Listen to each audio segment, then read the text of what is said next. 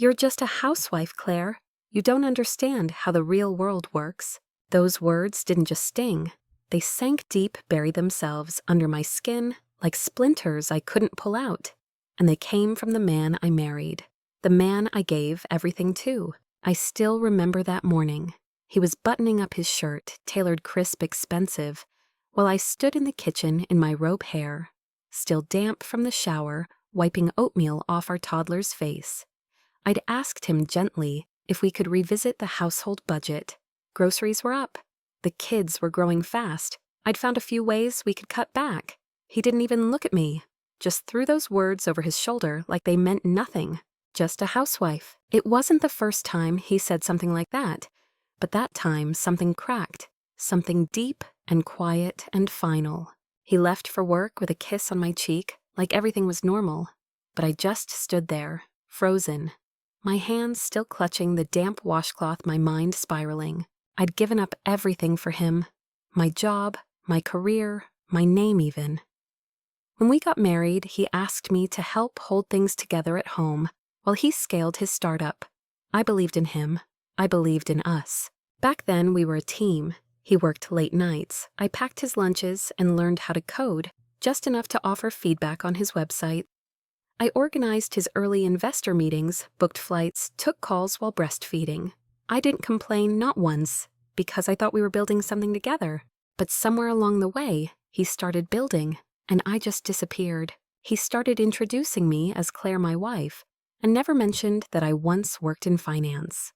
Never mentioned that I used to manage portfolios larger than the one he was struggling to grow. Slowly, I stopped speaking in meetings, stopped attending investor dinners. He said it was better if I didn't confuse the brand, and like a fool, I agreed, because I loved him, because I thought love meant sacrifice, because I thought someday, when we were stable, he'd see me again, he'd remember who I was. But that morning after that sentence, I realized something. He didn't forget. He never cared. That evening, I didn't cry. I fed the kids, put them to bed, and opened my old laptop, the one I hadn't touched in nearly 5 years. It was dusty slow, and the keyboard stuck a little. But it booted up. And just like that, so did I. I spent the next few hours reading Catching Up. The finance world had changed, but not so much that I couldn't keep up. I opened spreadsheets, made notes, traced connections. Then I remembered an old friend, Vanessa, who'd left corporate to build her own investment firm. I messaged her, and by midnight she replied, "Claire, oh my God, where have you been? We need to talk." I felt something I hadn't felt in years, seen. The next morning, I made pancakes for the kids like usual. He walked in late, muttering about traffic.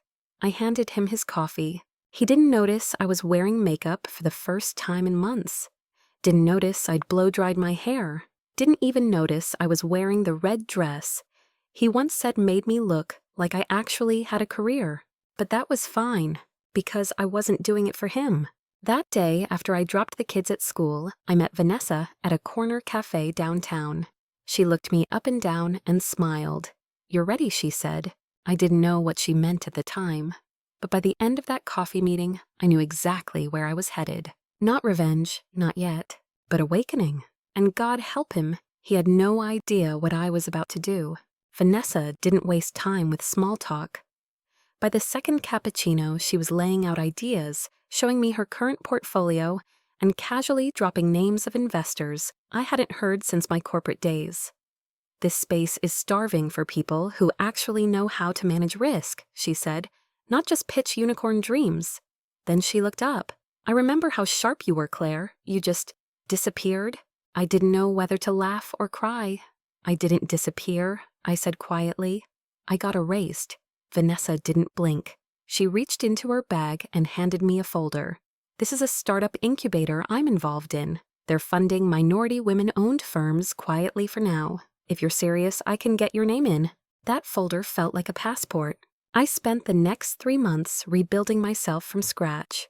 During the day, I was still the housewife laundry grocery runs carpool. But after dark, I was up until 2 a.m., studying market trends, researching tax loopholes, analyzing deal memos Vanessa sent me on the sly. I couldn't tell anyone, not even my sister. I started calling it the second life. And in that life, I was powerful. I registered a shell company under a neutral name, VNC Holdings. Vanessa backed me as a silent partner. We operated lean, no office, no staff, just smart capital and smarter decisions. The first investment was small, a green tech startup, run by a woman who reminded me of myself 10 years ago. I met her at a private networking event tucked into the back of a co-working space, barely enough cash flow to pay her developers. She didn't recognize me. No one there did. I wore a blazer, red lips, confidence, and I wrote the check. 2 weeks later, I sat across from my husband at dinner. He was distracted scrolling through emails. Some investment firm just bought out half of EcoNest, he muttered. Their valuation jumped overnight. I sipped my wine and nodded. That's interesting. He never even looked up.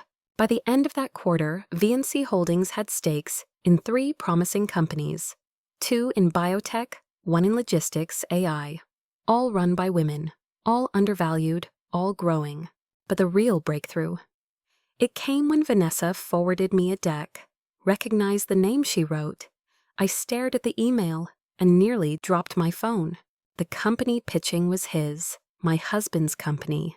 The one I'd helped him start in our garage while 6 months pregnant. The one I'd named. Now 5 years later, they were pitching for Series C funding.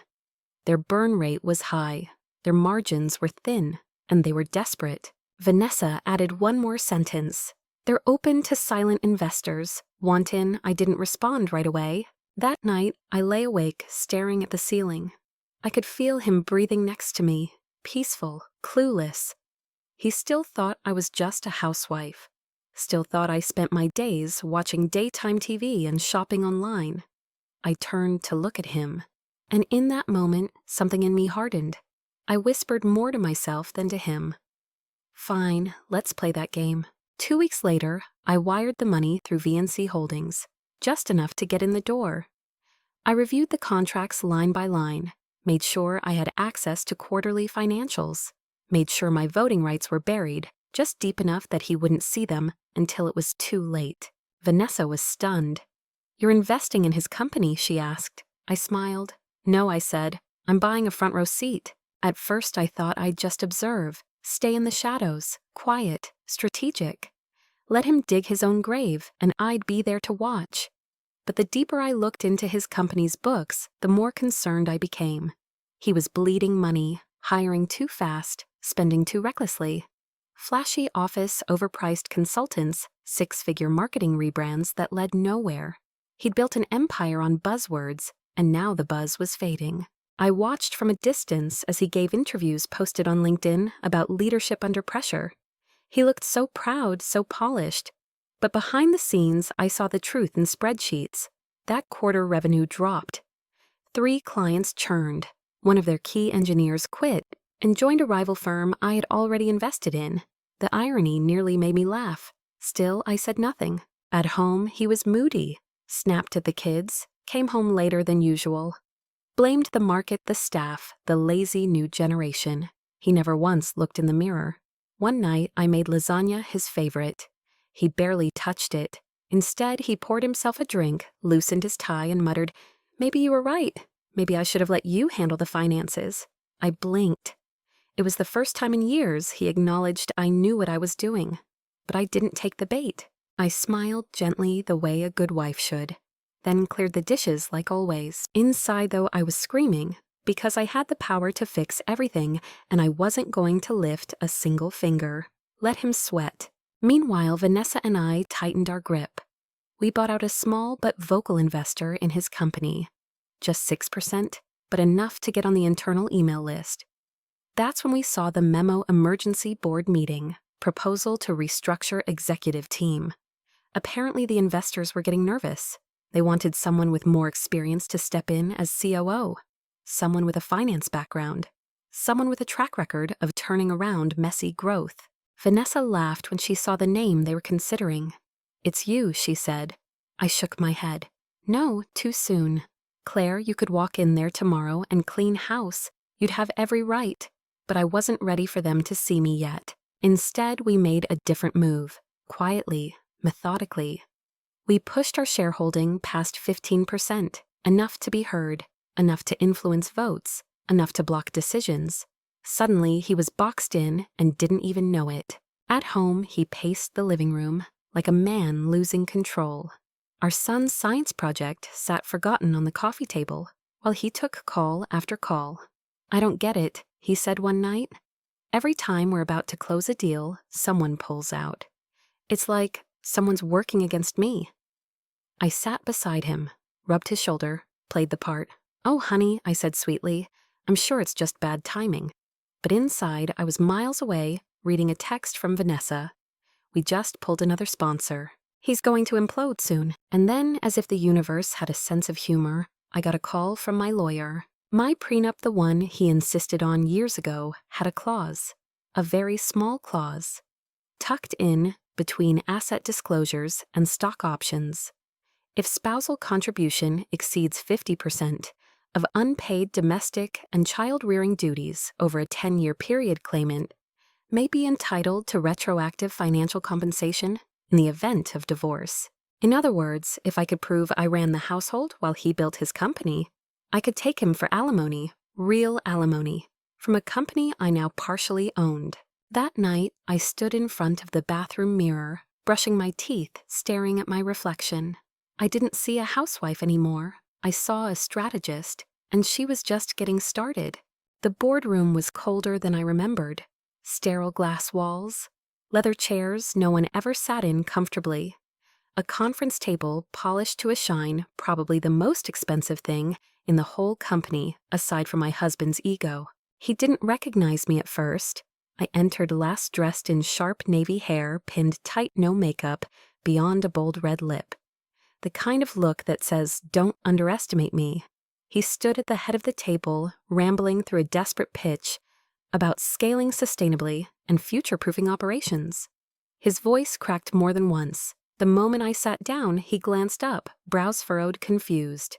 But he still didn't see me. I didn't speak until the vote. The investors were divided. A few had grown tired of his leadership. A few still believed in him, or at least in the image he projected. And then there was me. Vanessa cleared her throat. "There's one more shareholder who hasn't voted." All eyes turned. I didn't flinch.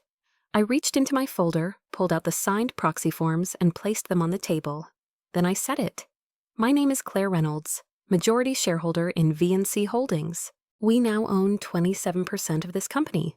The room froze. My husband stared at me like he'd just seen a ghost. "Claire," he croaked. I didn't smile, didn't blink. I just looked him straight in the eye and added, "I vote no confidence." His mouth opened, but no words came out. The chairwoman cleared her throat. Motion passed. And just like that, he was out. Removed as CEO. Relegated to a non-voting advisory role pending further review. The vote was swift, clean, legal. He tried to argue, tried to claim betrayal, said things like, "She's my wife. She's just doing this out of spite." I didn't respond, because I wasn't there to justify anything. After the meeting, he chased me into the hallway. His face was pale, his voice hoarse. "Claire, please. Why are you doing this?" I turned slowly, looked at him, really looked.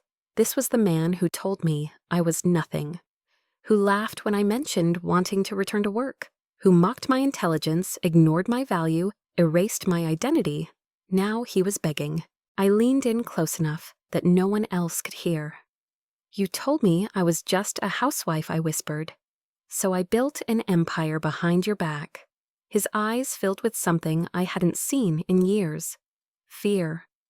I turned away, heels clicking against the tile as I walked out, not just of that room, but out of his shadow. That night, he didn't come home. I poured myself a glass of wine and stood in the kitchen right where he once belittled me, where he once said I didn't understand the real world.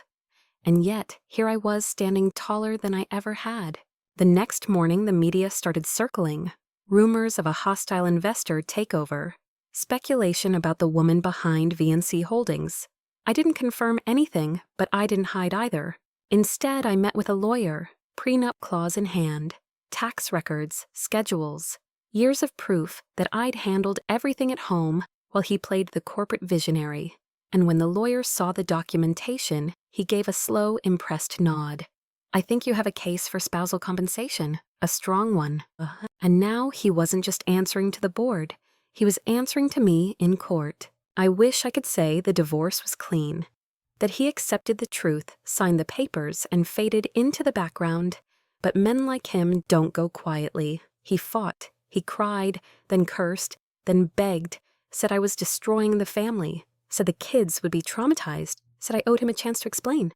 But I didn't need an explanation, because I'd lived it every silent dinner, every eye roll, every time. He walked past me like I was furniture. I didn't need words to know how little he respected me. He'd made that clear enough. The court, however, needed words, documents, proof, so I gave them all of it. Every calendar entry showing I handled the pediatrician visits, every grocery receipt, every email where I canceled job offers to keep the house stable, every tax return showing zero income but full-time labor, and most importantly, the prenup clause. My lawyer built a case so airtight, so brutally precise, the judge didn't even blink when ruling in my favor. Spousal compensation granted, backdated, with interest. And where would those payments come from? His company, the same one that now listed me as its largest single stakeholder. I remember the moment he realized what that meant. We were seated across from each other in a small mediation room, just the two of us and our attorneys. His lawyer slid the numbers across the table. He stared at the figure in silence for a long time. Then, with a bitter laugh, muttered, "So, I'm paying you alimony from my own company." I leaned forward. "No, my company." He didn't say a word after that. The kids stayed with me, not because I fought for custody, but because they asked to. They saw what I saw. They felt the distance he'd built long before I ever walked away. He tried to win them over with promises, trips, gadgets, attention. But kids aren't stupid. They know who shows up. They know who stays. I didn't celebrate after the papers were signed. There was no party, no champagne, just a quiet evening at home with my kids eating takeout and watching an old movie. But that night, after they went to bed, I walked into my office. My office, not some corner of the living room, and opened my laptop.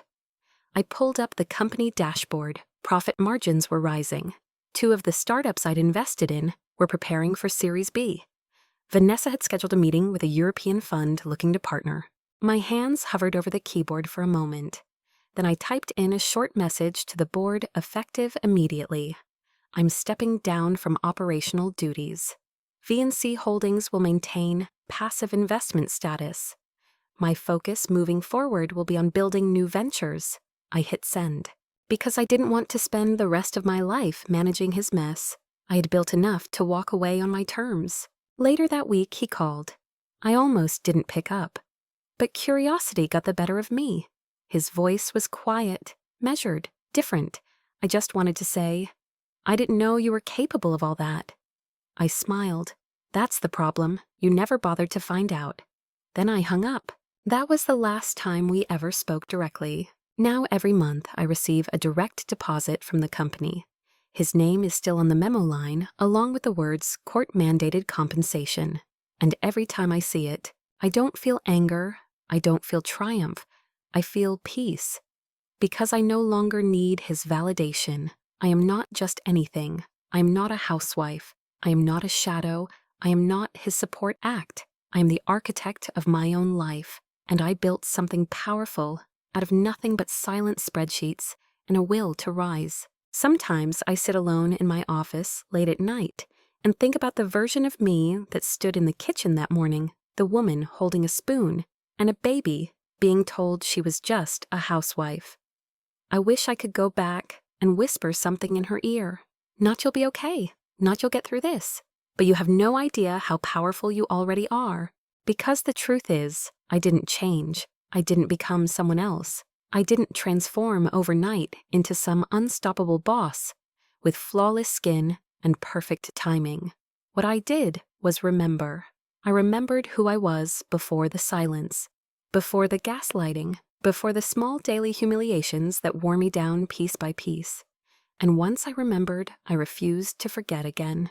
To the women listening who've been called just anything, just a mom, just a wife, just emotional, just overreacting. I want you to know something. You are not small, you are not invisible, and you are not here to be convenient for someone else's story. They don't get to write your ending, you do. It took me years to understand that love doesn't mean shrinking yourself to fit someone's insecurities. It doesn't mean disappearing behind their dreams while yours quietly rot. It took me years to learn that sacrifice, when demanded and unreciprocated, becomes servitude. But now I live on my own terms. I dropped the last name. I bought a new house, modest sunlit, with a garden the kids adore. I invest only in women-led ventures, and once a month I mentor someone who's just getting started, someone like I used to be. Someone brilliant who just needed to be seen. As for him, he still runs in circles, chasing funding, blaming everyone but himself for the empire that slipped through his fingers. He doesn't know who he is without power. I know exactly who I am without him. And I don't need his apology. I don't need closure. I already have it. Every time I wake up in my own home with my own name and my own freedom, that's closure. So if you're watching this and you've ever been dismissed, diminished, or made to feel like you had nothing to offer, let me be the one to tell you they were wrong. And the best part, one day, if you choose to rise, they won't even see it coming. Because revenge isn't always fire and fury. Sometimes it's a bank transfer,